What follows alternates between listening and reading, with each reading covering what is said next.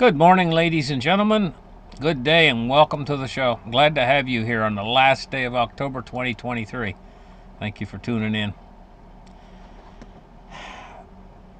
A failed monetary policy leads to failed foreign policy and eventually leads to wars, especially when you're the world reserve currency and you hold the world reserve currency status. And this whole thing was doomed to fail when they first started it as a Ponzi scheme back when the Federal Reserve first started to create Federal Reserve notes.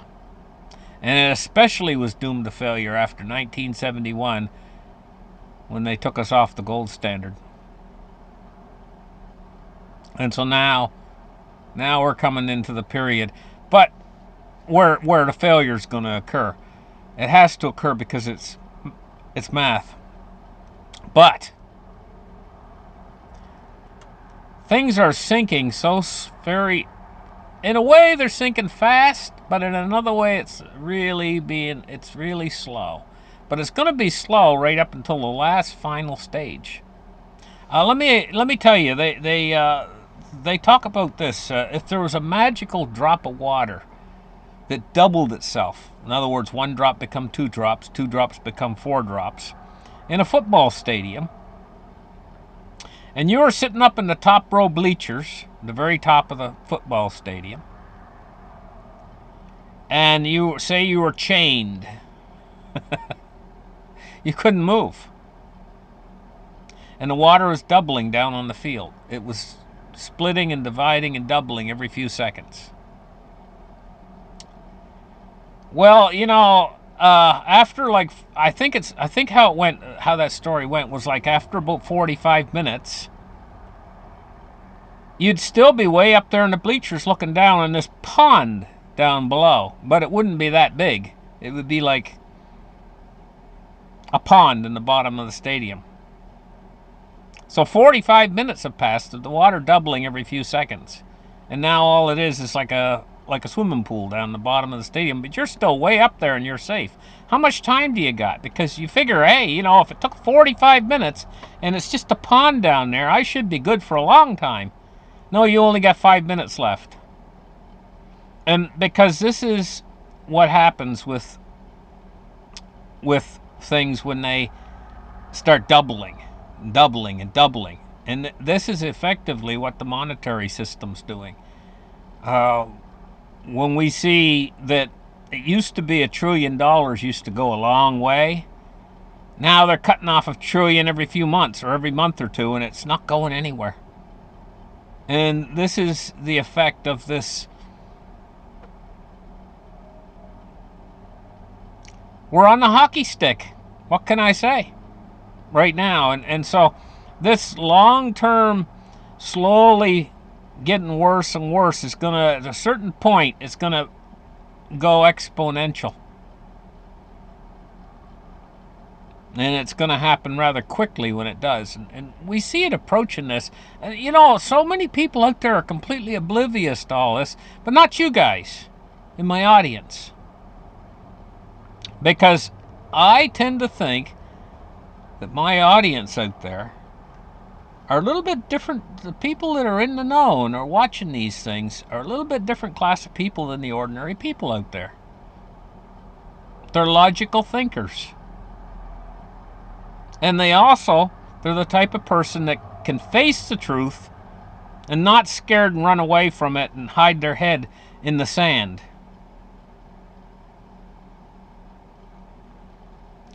So you're to be awarded for being, and you might be rewarded for this, because your neighbors out there, when this crisis hits, they might have absolutely not prepared at all for it, and it might really cost them. It might cost them big. Now, I hope you guys are preparing for any eventuality. What does that mean, preparing? It means that now is the time to put away a bit of canned food, a little bit of bottled water, a medicine kit, maybe a few other things away for yourself. Maybe have some way of generating power. Now, talking about generating power, I don't think that a power generator is actually probably the best way to go. Because if there is a crisis, some sort of a massive crisis, a SHTF crisis or whatever, the whole neighborhood can hear a generator going, especially when everything's turned off. When all of the modern conveniences of our way of life is all turned off, they'll hear it. But they won't hear solar panels. And they do sell something called a portable solar panel that folding portable solar panels now. They have them. You can fold them right up like a briefcase, put them away, and on a sunny day you can fold them open and you can collect a rather good amount of power from them. Or it doesn't even have to be a sunny day. Even on cloudy ambient days, they still produce about a quarter of the power they do on a sunny day. But it's enough power to drive your laptop, enough power to charge your cellular phone,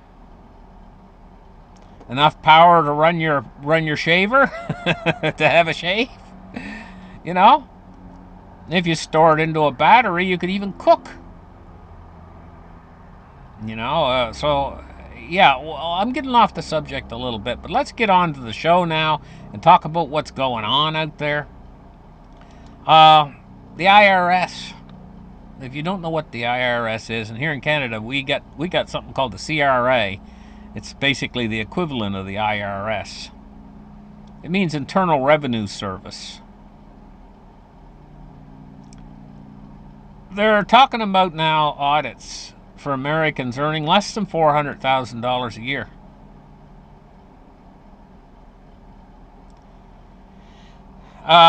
Increasing tax audits on low earners. What they're doing is they're trying to squeeze blood out of the turnip because they're running out of money.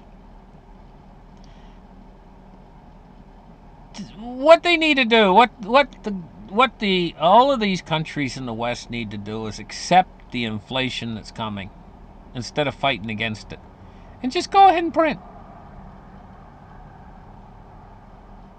That's what they need to do. Just accept it. Lower the interest rates back down. Bring them back down to normal. What normal is now is 0. And just go ahead and print. If they do that, they'll stave this crisis off a little bit longer. If they continue on the path that they're doing right now, and so they're going to come after people. They're going to start. They're squeezing the last little bit of blood out of the turnip. They call it. It says here in an enforcement dragnet, because the IRS doesn't have a clear definition of high income, and its enforcers use an outdated $200,000 high income threshold as their default. Well, I'll tell you what. That 200,000 now is the same as 100,000 was before COVID, and it's pretty much in its purchasing power. I'd say just about everything's doubled in the last couple of years, 4 or 5 years, in price, or close to it. The only thing that hasn't doubled, and maybe even come down in price, is things like electronics. They're as cheap as they've ever been on a lot of electronics and things like that. But I mean, we don't eat electronics. So what good does it do us? We're concerned. Okay, people that buying luxury goods and stuff, maybe some of them haven't went up doubled in price. And maybe things like appliances have only went up by maybe 20% or something. And certain things that are expensive luxury items maybe haven't went up at all. But for us down here in the trenches, we're concerned about food prices because we got to eat. And I mean, this is the way it goes. Oil could surge to a record $157 a barrel if Middle East turmoil spreads, says the World Bank. Oh boy, they're lowballing it. They're lowballing it, guys. I've heard estimates of $300. I think that might be highballing it a little bit. But if we get trouble in the Middle East, I think we could see prices. Myself, I'm thinking up close to $200 a barrel. What does that mean? It means $10 or more at the pump. Because, I'm going to tell you, these refiners and stuff, they ain't going to give you at least a little bit of a break. If they got to pay more per barrel, they will make you pay that plus half again more. Again. So if at $80, if you're seeing $3.50 gas at $80 a barrel, and the price doubles to $160, and it was $3.50 before at $80 a barrel, and they're making a profit at that, they'll charge you $10 to make double profit. Israeli forces fight Hamas gunmen inside Gaza tunnels as Netanyahu rejects the ceasefire. So they're in there right now, the Israeli forces, and they're in the tunnels, going around in tunnels and stuff. I don't know if it's true or not, but I just heard it on an article this morning, and I haven't verified it yet. But I heard that the Hamas leadership is not in Gaza. The real leaders of Hamas are not in Gaza. That's what I heard. I don't know if it's true or not. So the only ones that they're really fighting in those tunnels would not be the leaders of the group. These would be more the foot soldiers down in these tunnels. China, now here's another article, guys, right here. China and Russia casts the United States as an agent of global instability at their military forum.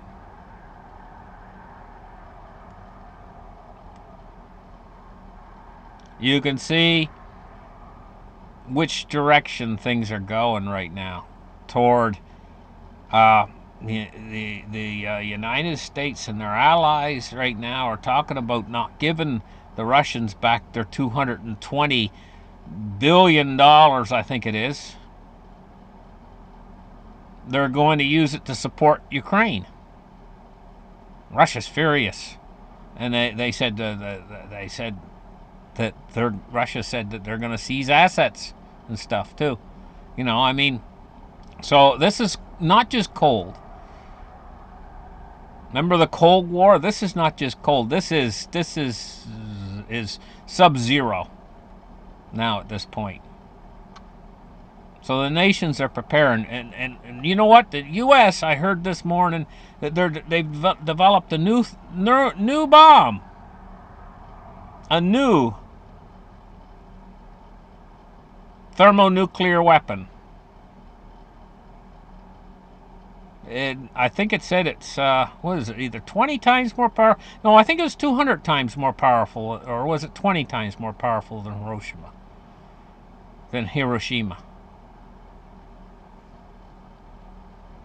A new one. So they're building their arsenal, the United States. They're building it bigger.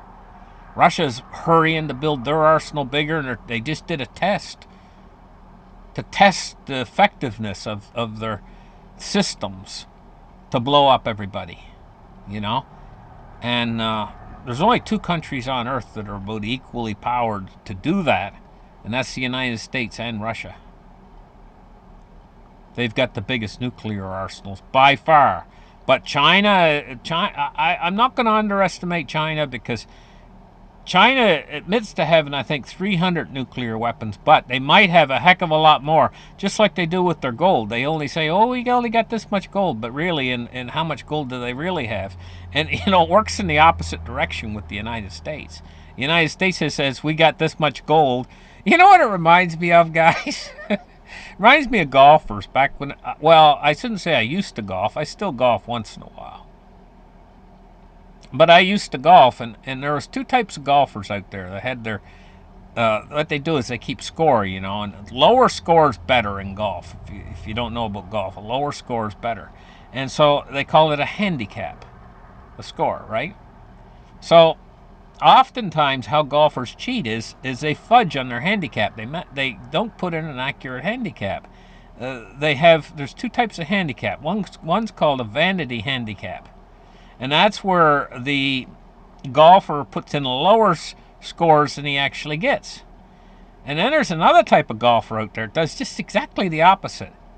They only put in their high scores because they want to make their handicap higher. So, and oftentimes two guys will play together and they'll have the same handicap, but the guy that puts in, he makes the other guy look really bad, and because his handicap is artificially high. And so he's beating the guy that's got a lower handicap that shouldn't be. Works the same way with these political nations and the nations out there. Is what they do is, like China, they say, oh, we got 2,000 tons of gold. And actually, maybe they got 20,000 tons of gold. And the United States says, okay, we got 8,000 tons of gold. And China said they had 2,000 tons, 4 times as much. In actuality, they might not have what they're saying they have. China might have a lot more than they're saying they have, and the United States might have a lot less. And just strikes me as being the same thing as the old handicap game. Anyway, moving on. Biden hails bold action of the United States government with order on safe use of artificial intelligence. What is the safe use of artificial intelligence? How do they know? When's it going to become sentient? Do you know something? I'm going to tell you guys something. There's a lot of talk about AI out there. There's a bit of a difference between AI in a computer and, or in other words, artificial intelligence and consciousness. They still are all the scientists of the world out there. They don't know what consciousness is. They don't know how it's created. They don't know how it's generated. They don't even understand it a little bit. They don't even understand it. And so when we're talking about artificial intelligence here, we're talking about, a lot of people think, oh, it's a computer becoming conscious. No, it's not. But at a certain point, maybe it will be. But they don't know what that point is. They don't know where that bar is. They have they do not have a clue of when the computer will become conscious and sentient and have a concept of self. So what you'd have when that happens, though, when that does happen, and I believe it will happen, it may have already happened, but at some point it will probably happen, because at a certain point they're going to start working with organic computers, and I believe that that's going to be the threshold.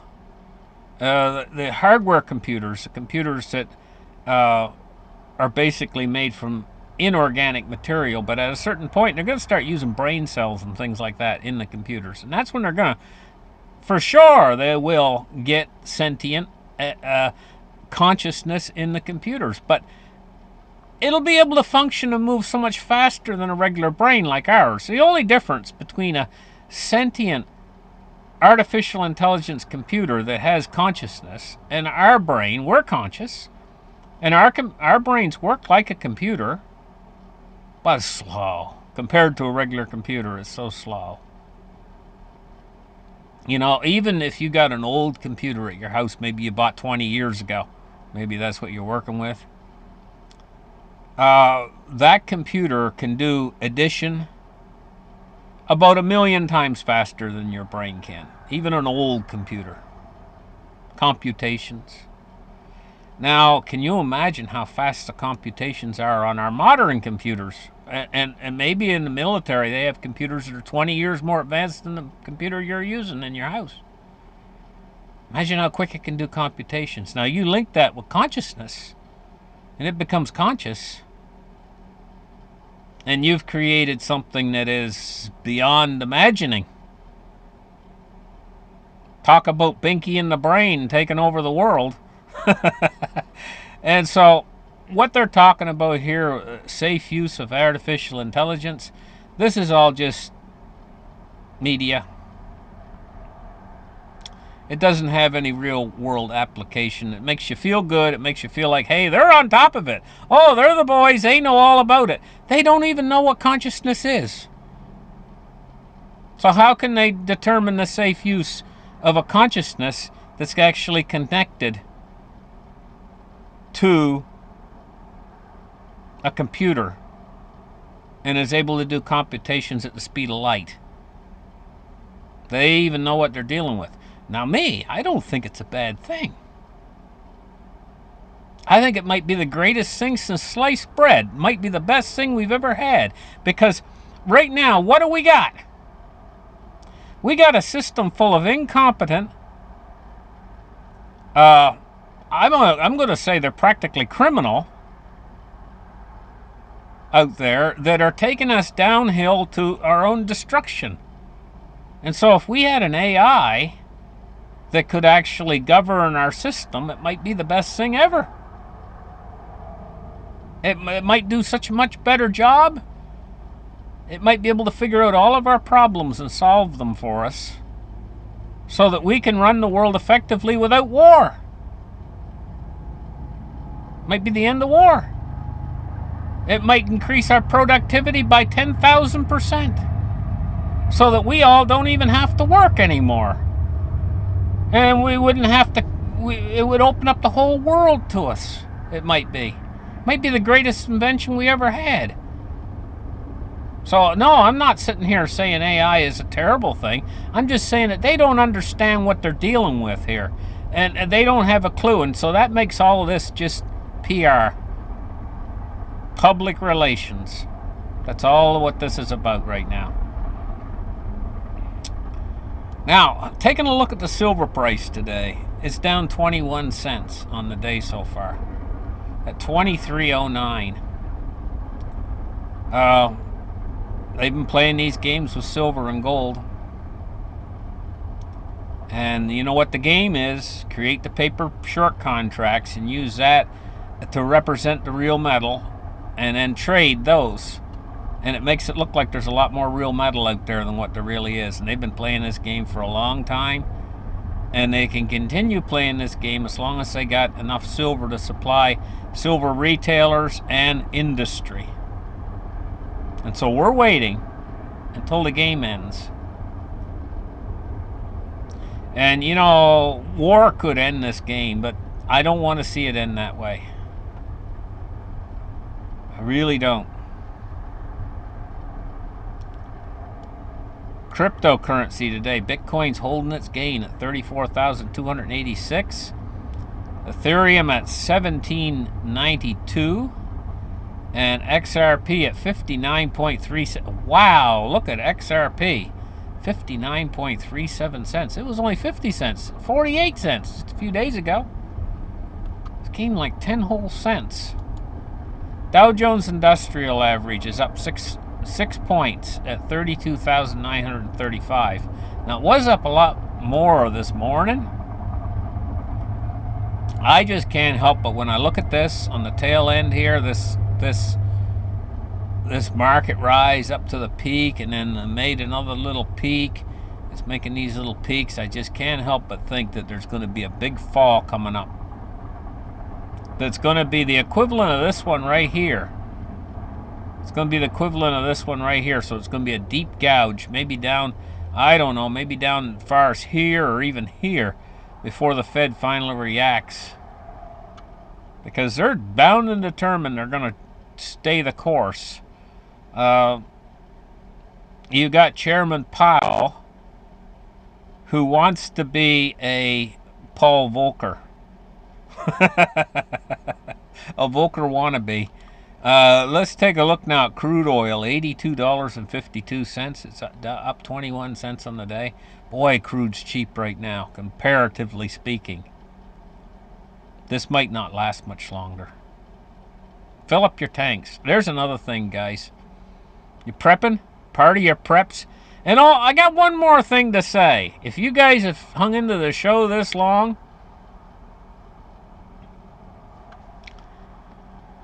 keep your tank full of gas, guys. That's important. You might find out how important it is if you wake up some morning and you're like, why is the power out today? That's how it could happen. And you're in the shift and you don't even know it. So why is the power out today? And you go, you see, I got to find out what's going on my cell phone. You go on your cell phone, it comes on that says emergency service only. You know, that little thing on there, and you check the internet part of it, and it's no internet signal. You're like, what in the heck's going on today? You know? So you get in your car, and you drive down the road a little ways, and there's a police blockade. They blocked your street off or something. It might be something like that. Just a normal day, but things are weird. But they don't get any better. And you'll be very thankful that you have a tank full of gas in your car at that point in time, because you're not going to be able to buy any more. You might really need that gas for something. Might be life and death emergency that you have to get 10 miles down the road or whatever. Just think if your tank had been empty. Now we're taking a look at the treasuries. 30 years at 5.01. It's down 2 basis points. U.S. 10 years at 4.86, and it's down 1 basis point. But the rest, the yields are rising on the short end. That makes the inversion even larger. What's the highest right now? Yield out there? It looks like the 6-month is the highest at 5.56. The 1 month is 5.4 and unchanged today.